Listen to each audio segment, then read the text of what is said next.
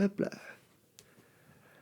Il suffit de tuer quelqu'un pour lancer un rouage interminable de vengeance. Mais il y a peut-être une solution face à ce rouage. Et cette solution cache une explication de 2 magnifiques jeux vidéo, Last of Us 1 et 2. Et on parle de ça tout de suite. C'est parti.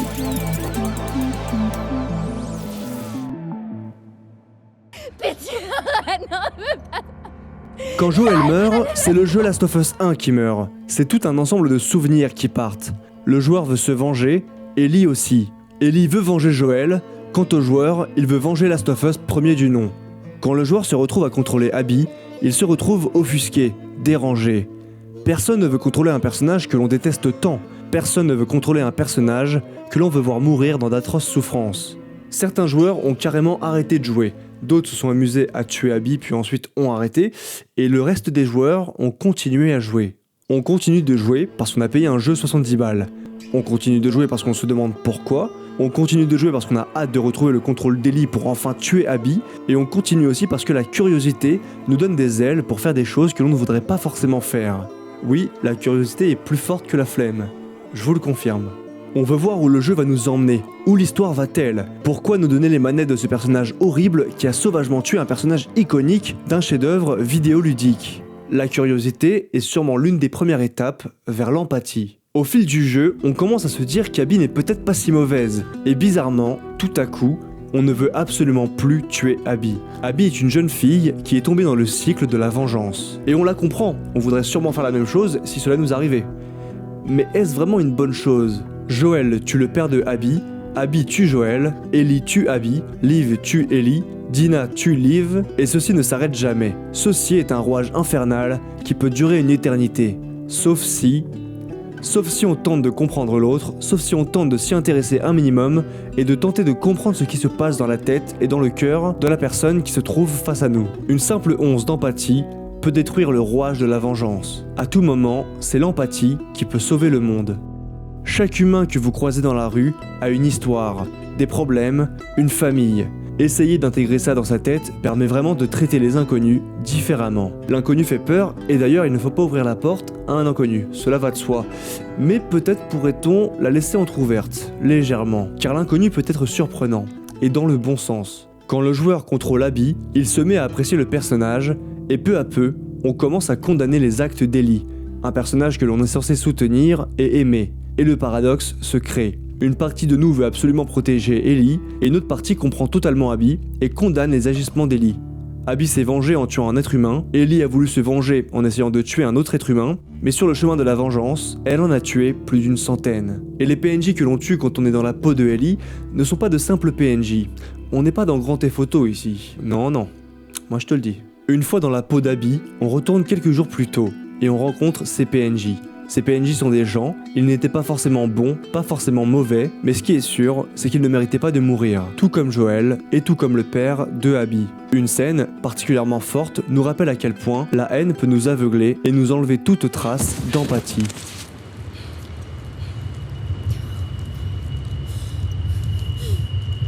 Ici, Ellie se rend compte du massacre qu'elle a commis. Faire ce qu'on ne voudrait pas qu'on nous fasse. Voilà ce qui est arrivé à Ellie. Le rouage de la vengeance n'est pas un rouage pour rien. Cela nous retombe toujours dessus. Au moment où Ellie tue Mel, elle découvre que cette dernière est enceinte, ce qui n'est pas sans lui rappeler sa petite amie Dina, qui elle-même est enceinte. Qu'est-ce que je vous ai dit? Le rouage de la vengeance. The Last of Us 2 nous rappelle à quel point le manichéisme n'existe pas. Le monde n'est pas divisé en deux. D'un côté les bons, d'un autre côté les mauvais. C'est un point de vue que l'on a déjà évoqué à de nombreuses reprises sur cette chaîne. Personne n'est bon ou mauvais, les choses sont bien plus complexes, et Last of Us nous l'explique parfaitement. The Last of Us 2 est une critique indirecte de notre société. Dans un monde ravagé, où l'espoir est en agonie et où plus rien n'a vraiment de sens, la vengeance peut être une motivation pour rester en vie et pour continuer le combat. Mais les personnages découvrent à quel point la vengeance n'a aucun sens, et il en va de même pour la vie. Et si rien n'a de sens, alors autant apprécier les petits plaisirs de la vie. Et il faut savoir se contenter de ça. Albert Camus l'avait compris, pour lui la vie n'avait aucun sens, la vie était absurde, mais un simple rayon de soleil lui provoquait un bonheur total. Ellie a abandonné le combat. Elle est partie apprécier les petits plaisirs de la vie, mais Ellie n'a malheureusement pas lu Albert Camus. Elle n'a pas réussi à se détacher de cette vengeance. Et ce n'est qu'à la fin, après un combat à mort à bout de toute force, que l'on finit par se demander pourquoi suis-je en train de me battre? Pour qui et pourquoi je me bats? Dans notre société qui n'est pas ravagée par des zombies, il me semble, enfin du moins pas encore, il y a des malheurs, évidemment, mais une once d'empathie dans chaque être humain pourrait éventuellement changer beaucoup de choses. On dit qu'avec les si on change le monde, mais moi je dis qu'avec l'empathie, on peut changer toute l'histoire de l'humanité. Au final, que ce soit le premier volet ou le deuxième, The Last of Us parle avant tout d'amour et de relations entre les êtres humains. C'est l'homme avec l'homme, mais aussi l'homme contre l'homme. Ce qui paraît ridicule dans un monde ravagé où tout le monde aurait bien besoin d'une main tendue.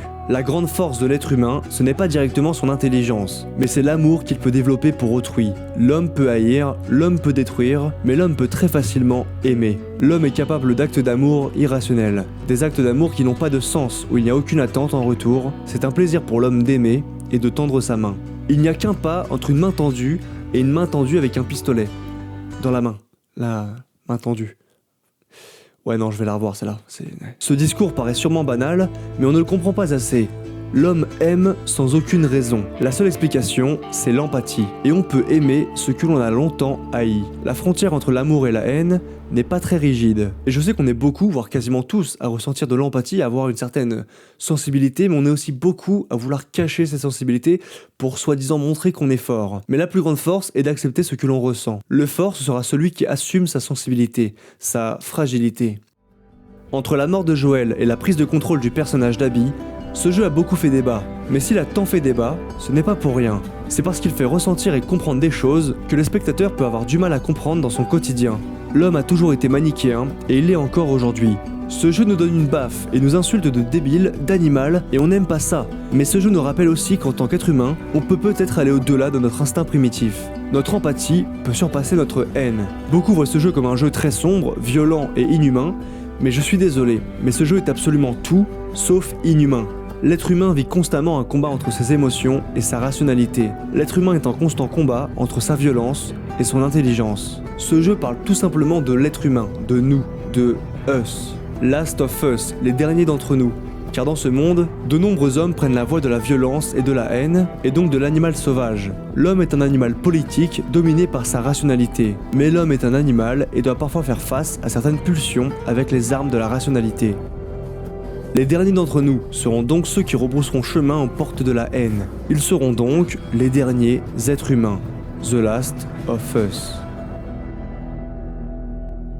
Merci à tous d'avoir regardé la vidéo, j'espère qu'elle vous a plu. Si c'est le cas, n'hésitez pas à liker la vidéo et surtout à vous abonner pour voir la suite. Moi je vous dis à très bientôt pour le prochain poutrage. Et sur ce, du travail m'attend. Parfois la violence peut aussi aider à survivre. Bon bah j'y vais du coup. J'ai pas d'armes mais je vais me débrouiller, je suis un peu fort quand même. Allez ciao, salut. Yeah.